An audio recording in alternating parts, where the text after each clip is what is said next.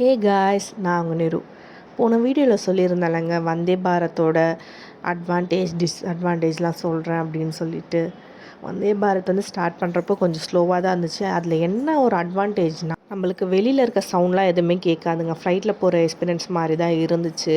ஆனால் 110 ஸ்பீடுக்கு மேலே தாண்டவே இல்லை. நாங்கள் வந்து இந்த மாதிரி ஒரு சீட் புக் பண்ணியிருந்தோம். இதில் என்ன ஒரு ட்ராபேக்னால், ஃபுட் ரெஸ்ட் வந்து இல்லைங்க. அதனால் கால் வந்து 5 ஹார்ஸுமே வந்து தொங்க போட்டு போகிற மாதிரி தான் இருந்துச்சு. எனக்கெலாம் கால் வந்து நீர் இறங்கி வீங்கிடுச்சு. 110 ஸ்பீடுக்கு மேலே தாண்டவே இல்லைங்க. இதே நார்மல் ஸ்பீட்லாம் போகிற மாதிரி தான் இருந்துச்சு. எனக்கு நார்மல் எக்ஸ்பிரஸில் போகிற மாதிரி தான் ஃபீல் ஆச்சு.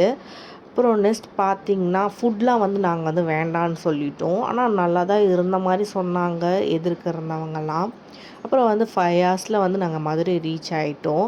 மதுரை ரீச் ஆகிட்டு அங்கே ஒரு ஹோட்டல் செக்இன் பண்ணியிருந்தோம். அந்த ஹோட்டல் பற்றி நான் நெக்ஸ்ட் வீடியோவில் சொல்கிறேன்.